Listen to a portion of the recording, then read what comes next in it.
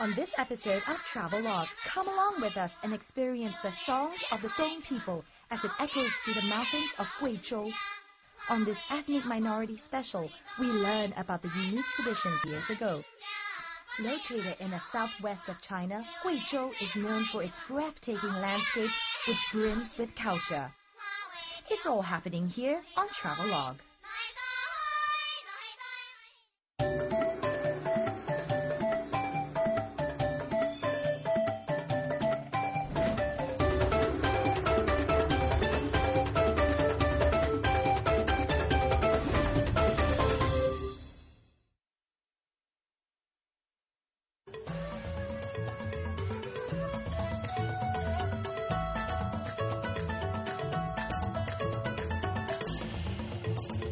A journey to where nature is at her most magnificent and forbidding.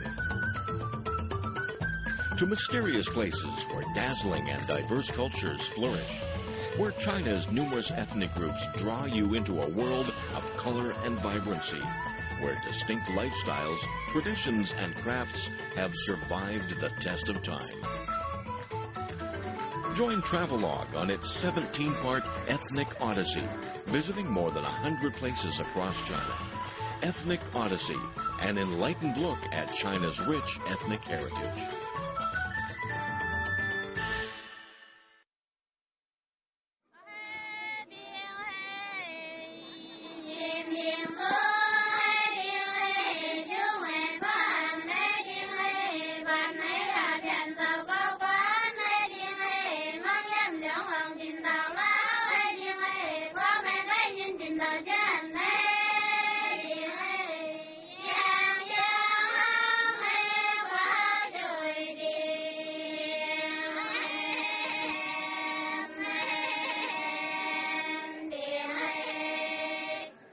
Variety of its landscape and diversity of its people. Welcome to Travelogue's Ethnic Minority Special.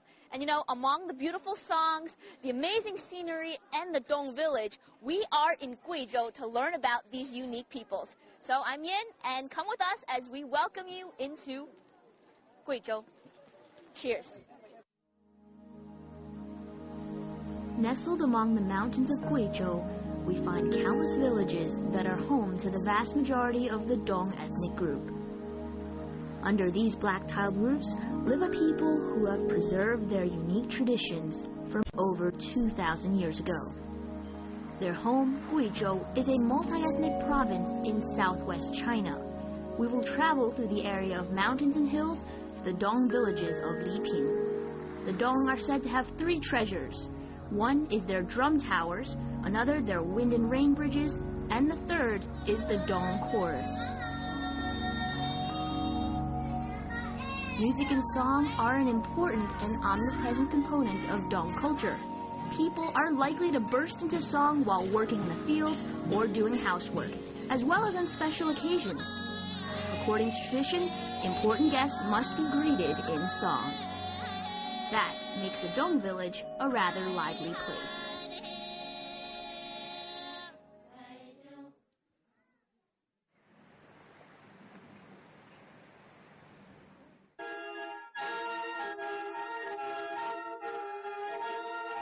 The warmest welcome is a greeting with music and homemade rice wine.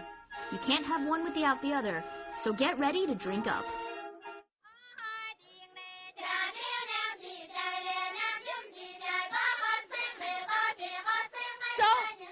There's a blockade of people in my way from getting into the village here, but I'm going to cross anyway.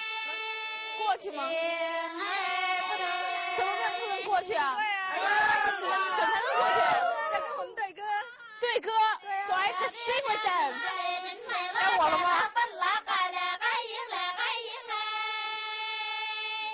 Mary had a little lamb, little lamb. 然后没有成。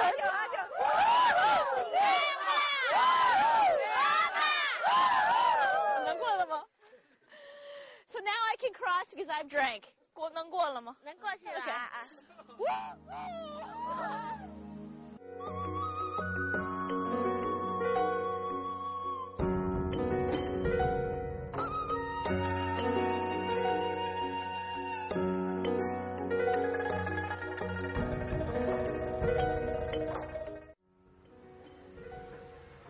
Zhaoxing is divided into 5 sections. Each is denoted by a single character, meaning benevolence, justice, courtesy, wisdom, and faith. Each section is occupied by a distinct community with its own drum tower. Their drum tower, so the Dong believe, is an auspicious building that protects them. It's built in an octagonal shape and decorated with carved dragons, phoenixes, flowers, and birds. The drum tower is a symbol of the village and a reflection of the craftsmanship of the people living there.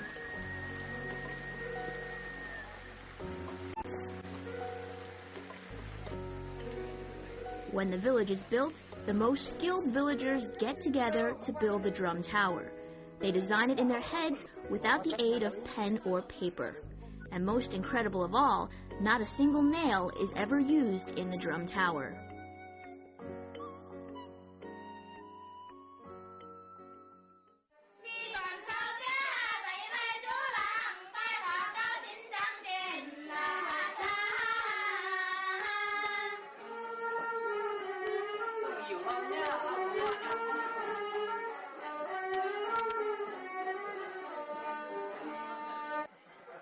There's a play going on. You know, in the drum tower area, besides being a meeting place for the officials and for others to discuss affairs, also became a place for entertainment. So if you come just at the right time, you just might be able to catch the typical Dong opera. Dong opera has a long history, and it's closely associated with the people's lives. Music and song are an important means by which these people express themselves, and their history has been handed on from one generation to the next orally. All the performers here are local amateurs, and they perform to entertain others as well as themselves. Remembering the lyrics can be difficult, so the backstage prompt has a vital role to play.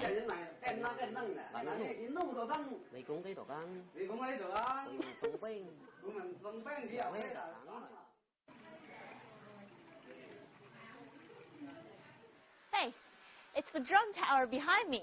And you know, these Dong villages are amongst very natural landscape. Like over here, you see?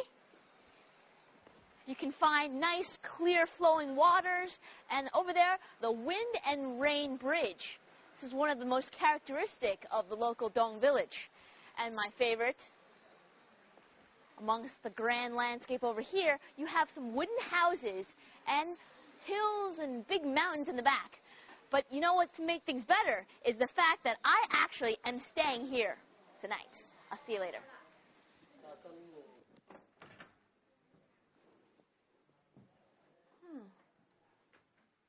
Not bad. Simple, clean. I can stay here for tonight. Ooh. Wow, look at that scenery. Huh. It appears like I have some neighbors up around me as well. Actually, many people decide to stay for more than just a few days to experience the real Dong life. And you know, even the chef, I heard, is not employed by this apartment. Rather, it's just the local guest, whoever wants to come out and show off their skills. I can enjoy this for a few more days.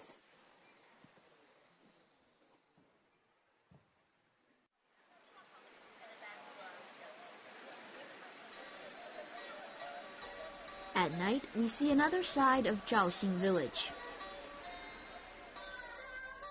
Although traditional culture is preserved here, it's also a place mixing past and present. In this quaint bar, in this old village, the furnishings and music are ethnically Dong, but the people are from every corner of the world.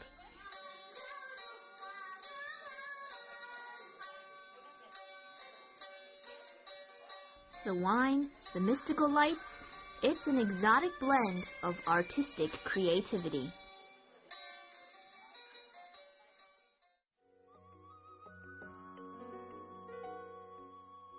Dong people typically build their villages on rivers, so bridges are essential. Every village, whether it's large or small, needs these special structures known as wind and rain bridges. we take a trip to a village called Sijai to visit one particularly beautiful bridge. The bridges are sometimes known as flower bridges because of the exquisite sculptures and frescoes that cover them. The longest bridges, which are over 76 meters, are like huge dragons stretching across the water. And there's nothing like sitting on a bridge on a sunny day and chatting with a few new friends. The Wind and Rain Bridge is the most characteristic structure here in the Dong village, and they're called so because you see this roof here, it protects you from the rain and from the wind, obviously. And besides serving as just the bridge, it also is a form of art. If you look over here, you see this is a picture of the local people going about their daily lives. They have umbrellas in their hands, but I guess it was before they had the Wind and the Rain Bridge. Over here, you can also see a different sight. You see, the man and the woman are under the tree near the bridge, and you see the man is playing a local instrument and courting the female. So the bridge here served as a place for hot dates, you know what I mean. Over there, same thing.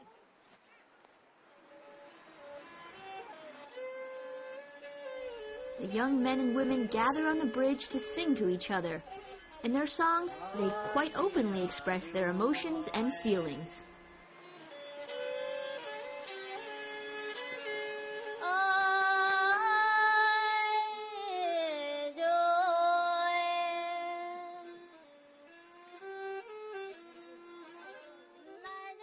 Feeling shy?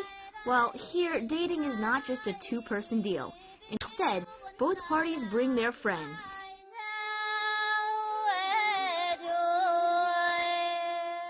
The sound of such beautiful voices echoes in the mountains.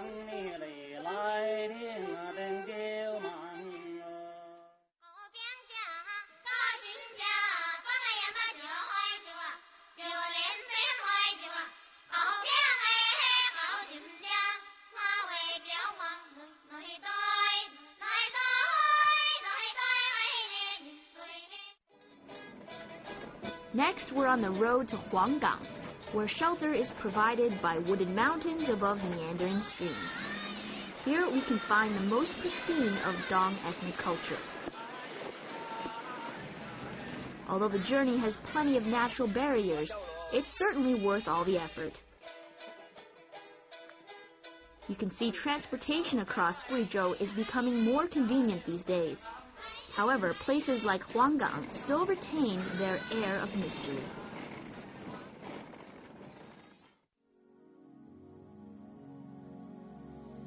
Guizhou, the home of the Dong people, remains largely a hidden treasure compared to its neighbors Yunnan and Sichuan, both of which are top tourist destinations.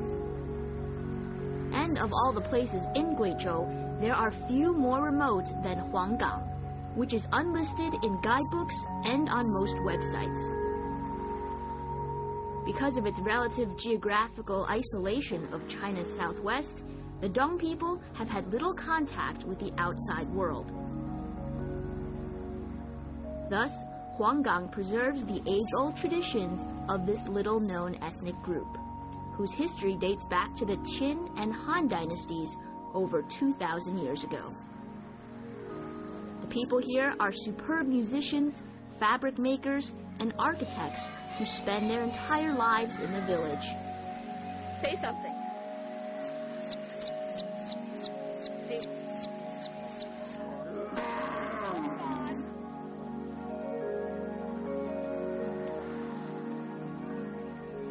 In this remote location, it's no surprise to find that animistic religious beliefs and practices are still alive and thriving. People believe in the existence of benevolent and malevolent spirits in nature. Rocks, rivers, mountains, bridges all have spiritual significance and are considered holy. The small village of just a few dirt roads is a place with unique charm and wholly different from anything I've ever seen before.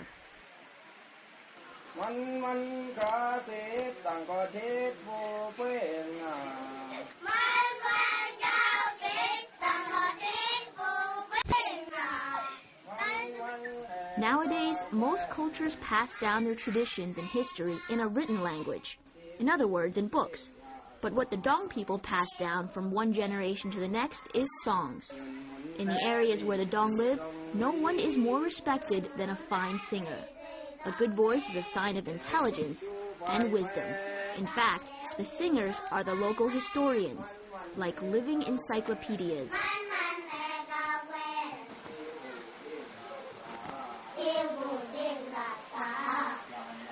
I heard from the locals that there would be a grand song lesson right here today. So I decided to check it out myself. And to my surprise, it's little youngsters that are taking lessons. Take a look.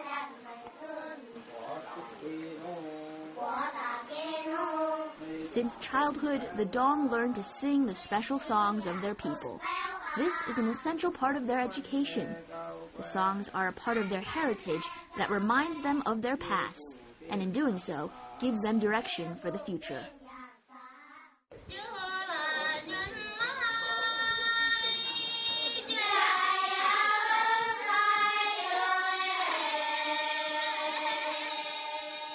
And the formal arena for performing songs in the village is the drum tower. Families, even entire villages, sing together, particularly on festive occasions like holidays and weddings, and to welcome guests.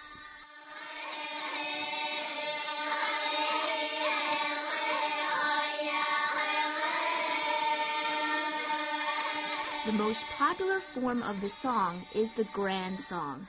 This is generally a narrative, whose major themes range from love stories to episodes from history, and even lessons in morality.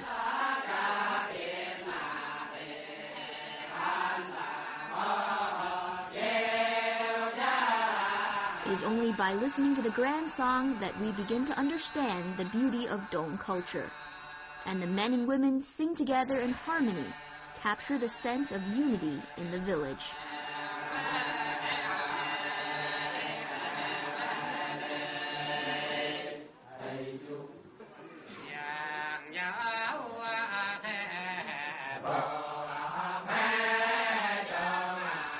The drum tower is seen as the center of the village, and the tower gets its name from the drum hanging from the ceiling, which is beaten to summon people together. The ground floor serves as a public hall for meetings, social gatherings, and even recreation.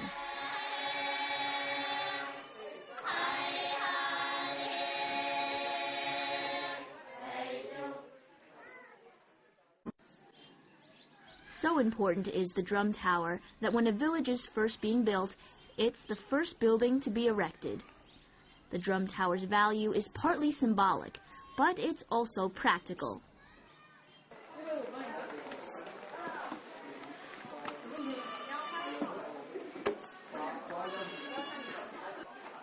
The head of the village is in charge of the drum. If the drum is beaten, everyone will gather at the tower.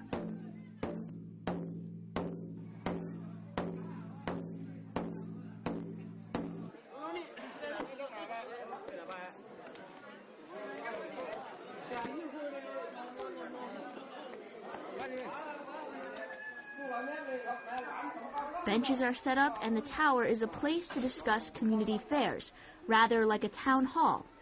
And traditionally, meetings are attended exclusively by the men. It looks like something big will happen today, as all the men have arrived. Maybe there will be some important guests at the village.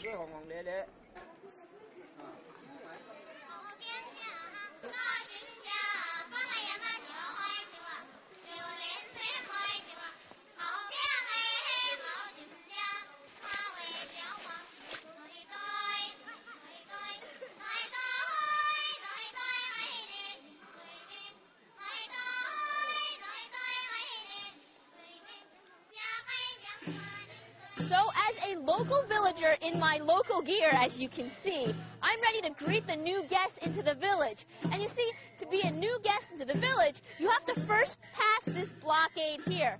And how do you do that? Well, you have to either drink or sing. Let's see which one we will choose.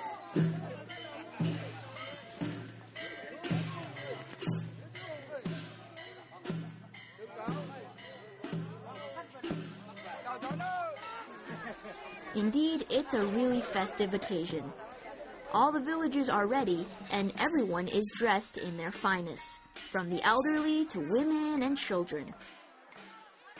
From their costumes, we can tell how diligent all the women in the village are, and how creative an artist she is. One of the criteria a Dong man looks for a prospective wife is her proficiency in embroidery, dyeing, and weaving.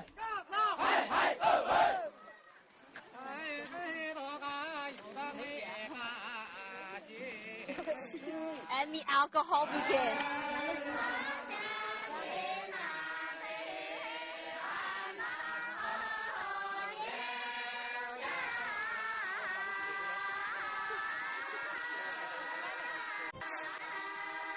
Nobody is off the hook, and this is the warmest greeting we could possibly give.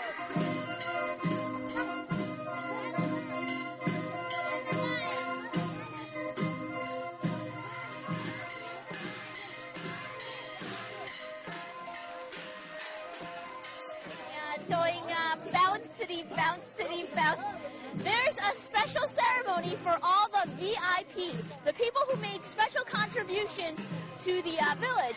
And what happens is you sit on this sedan chair and they bounce you up and down into the village. Once you get to the main gate, they make you drink. And if you don't, you can't get in. Bounce.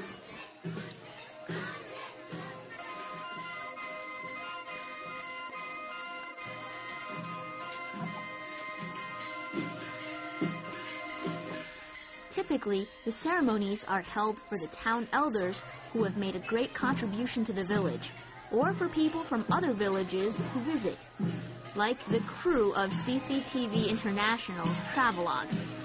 The ceremony expresses thanks to these people.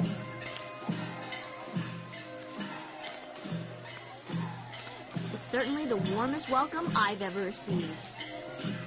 It's amazing. The ceremony is no less impressive than a walk on the red carpet.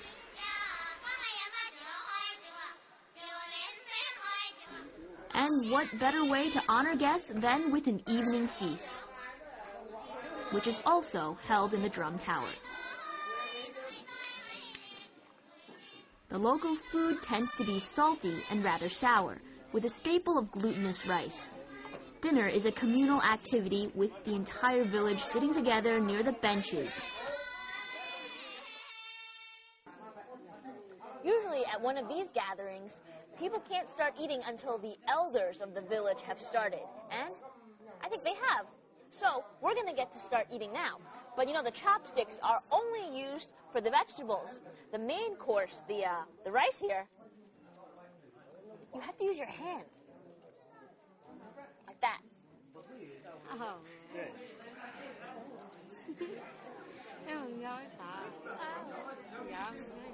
Although the flavor of the food is not something I'm used to, the lively spirit of the community is something I can truly appreciate.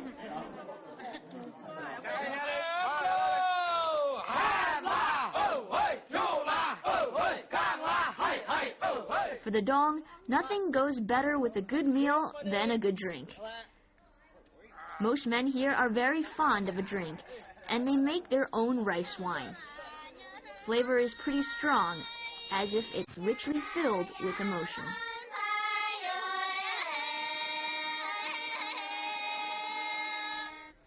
At the dinner table, you can sense the warmth and passion of their nature. Once again, of course, they're singing, the chance to reveal their innermost feelings. They believe here that rice is for the body and song is for the soul.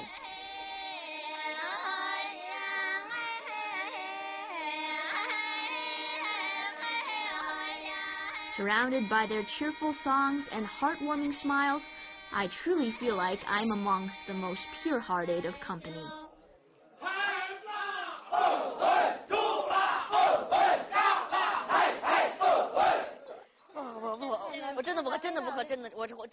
Although we are from seemingly different worlds, tonight we are one.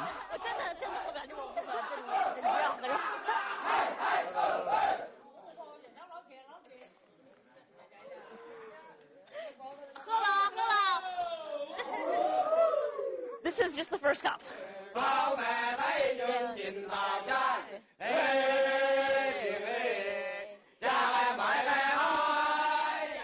Drinking culture is of key importance to the Dong people. It's a symbol of their hospitality. I'm not a big drinker, but you simply can't refuse these people. I have no choice. See you tomorrow morning.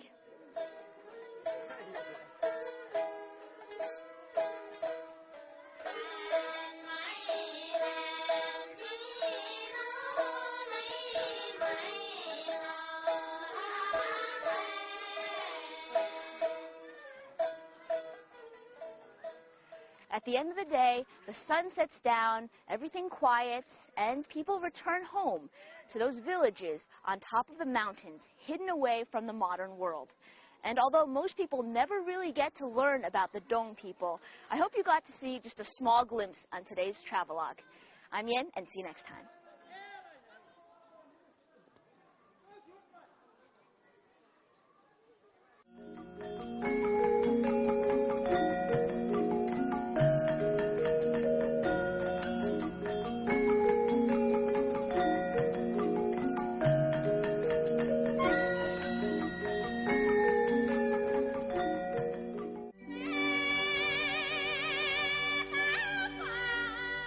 On the next episode of Travelogue, you'll be amazed at the brilliant colors of the Miao people of Guizhou.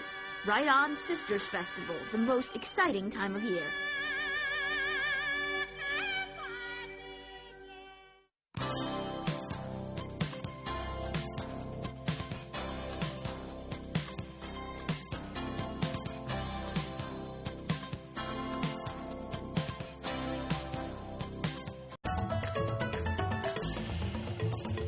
A journey to where nature is at her most magnificent and forbidding.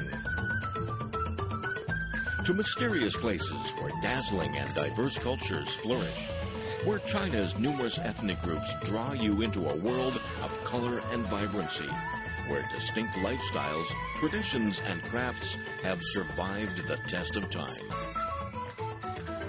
Join Travelogue on its 17-part ethnic odyssey, visiting more than 100 places.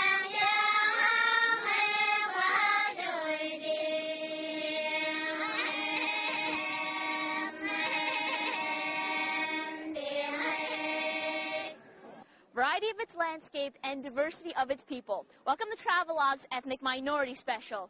And you know, among the beautiful songs, the amazing scenery, and the Dong village, we are in Guizhou to learn about these unique peoples. So I'm Yin, and come with us as we welcome you into Guizhou. Taking landscape which brims with culture. It's all happening here on Travelogue.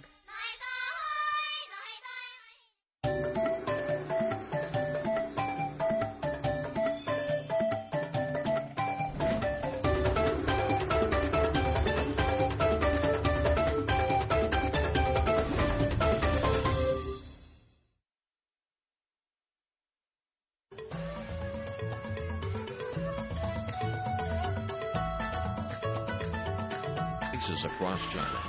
Ethnic Odyssey, an enlightened look at China's rich ethnic heritage.